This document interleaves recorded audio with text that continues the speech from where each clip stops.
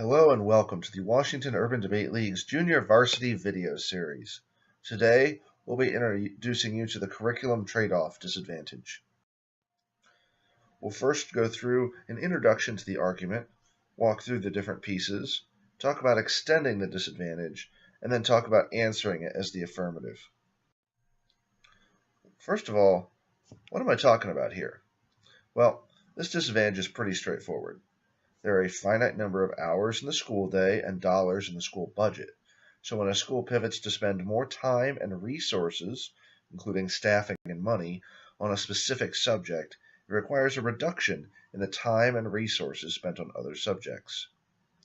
Right now, CTE, which as we know is Career and Technical Education, and STEM courses are the general focus in education reform, making education even more focused on this direct workforce preparation than ever before.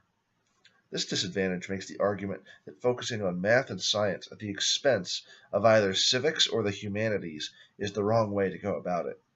The same logic that can be applied to trade-offs between CTE, STEM, civics, and the humanities can also involve the foreign language case, music and the arts, or any other curriculum changes you have in mind, but you'll have to do the research to get those links on your own. This disadvantage is written so you can choose which trade-off you're going to go about, either civics or humanities. Let's walk through some of the pieces of this argument. First, the uniqueness. To run this disadvantage against an affirmative that deals with the curriculum, which is the only cases that it'll work against, you have to choose a subject that you think is going to be more important than the affirmative. The uniqueness of the disadvantage is that subject X is taught now, and at an acceptable level of quality, but it's at risk if there are further cuts or focuses drawn further from this subject. Here are some examples. Civics could be low now, but seeing a renewed interest because of the age of Trump. The humanities have been under attack by Republicans for decades, and the plan could push it over the edge.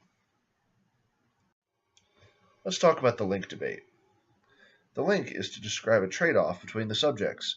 If you want more of X, you have to accept less of Y.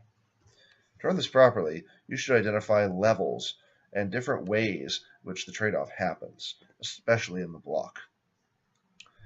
In the 1NC, just describe a generic trade-off, read a single piece of evidence. In the block, outline several specifics and read more evidence. This could include financial resources, classroom instruction time, and teaching resources, since schools will have to hire teachers with different expertise. On the impact level, well, this is going to vary depending on which shell you're working with. Here's an overview. When it comes to civics, we're talking about how civics can reduce poverty and racism against vulnerable populations by empowering them to engage in their community, and the general decline of democracy. When it comes to the humanities, loss of the humanities will destroy our quality of life, inhibit our ability to resolve conflicts, and result in bad policymaking. It could result in runaway artificial intelligence or an expansion of global warming.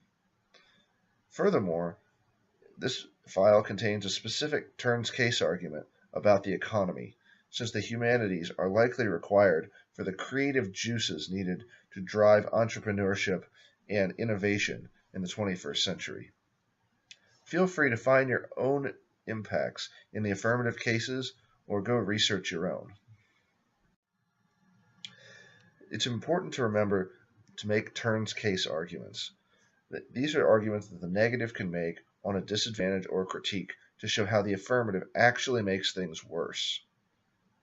The negative outcome of the plan will be sufficient to prevent the affirmative from solving the problems it claims to solve, and are so bad and or specific that it will actually make the problems worse. Here are some examples.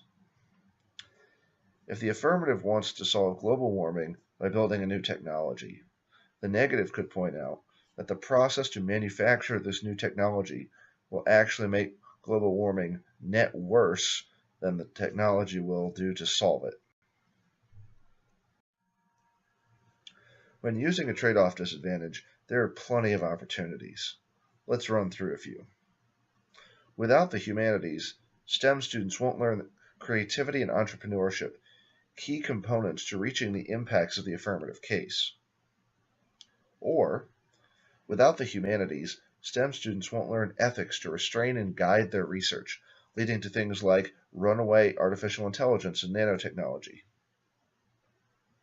Without civics, we could have runaway nationalism, which could breed protectionist trade policies, wrecking the economic gains of the affirmative. And without civics, we could further disenfranchise vulnerable populations, making STEM deserts inevitable. So how do you use a trade-off disadvantage? Well, first, read and highlight down the first 1NC shell of your choice. The whole shell should only take 2 to 3 minutes to read, giving you plenty of time to make other arguments. These disadvantages were designed to leverage lots of impacts against the affirmative and to turn case, not to be the net benefit for the state's counterplan. As such, you should make sure to read extra impacts in the block. Remember, choose a shell that is different than the affirmative case. For example, if the plan is to teach civics, you can't run the civics disadvantage against them. In the block, it's important to give a generic overview of the disadvantage in 1 or 2 sentences. Here's an example. Teaching STEM sounds like a great idea until you realize what we won't be getting anymore. Civics education trades off with a focus on STEM subjects, and civics courses are necessary to empower students and to create an informed and civically engaged citizenry able to resist nationalism. Answering 2AC arguments line by line about the uniqueness, the link, and the impact is important, and you should add extra analysis and evidence on the link debate. Next, be sure to extend your impact, start impact calculus, and add extra impacts. Since you can't run this with the state's counterplan, you'll need to outweigh the affirmative. Don't forget to make a turns case argument. If you think you are winning this disadvantage, go all in and don't talk about anything else in this speech. You could go for a disadd and case strategy instead of a disadd counterplan strategy here. So extending solvency takeouts or other case turns is an option along with the disadvantage in the 2NR. First, remind the judge of the thesis of your disadvantage. Answer any arguments coming out of the first affirmative rebuttal about the disadvantage. Do impact calculus talking about time frame, magnitude, probability, and reversibility. And do your best to preempt any arguments you think the affirmative might make. So, how do you answer the trade-off disadvantage? As usual, it's important to break down the arguments on a disadvantage into their parts: the uniqueness, the link, and the impact. While the file will contain some evidence to support the affirmative when they're attempting to answer this disadvantage, it's left very thin on purpose. This is a time for you to go out, look through the other files, and find the necessary evidence, or go out and start doing research on your own. When it comes to the uniqueness debate, the trade-off assumes that education in certain subjects is fine now. For example, if there's a trade-off between civics and STEM, the trade-off only matters if civics is being taught remotely effectively now. Arguing that existing education in that subject is bad now is the goal in this uniqueness debate. This suggests that the trade-off doesn't matter and will be replacing ineffective instruction with worthwhile learning via the affirmative. On the link debate, this disadvantage argues that there is a trade-off. On defense, simply deny that the trade-off happens, or if it is, that it won't be significant. When it comes to offense, argue that there should be a trade-off, that learning X subject is a bad idea. You could also argue that there should be a trade-off because learning the subject of the affirmative is more important.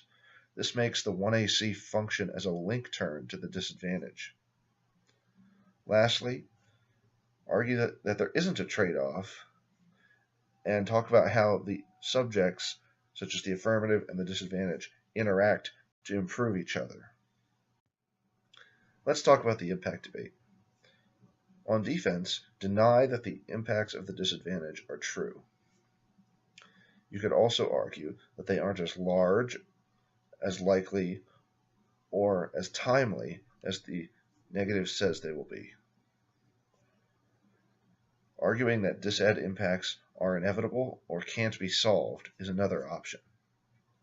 When it comes to offense, focus on how the outcomes of the disadvantage are not good.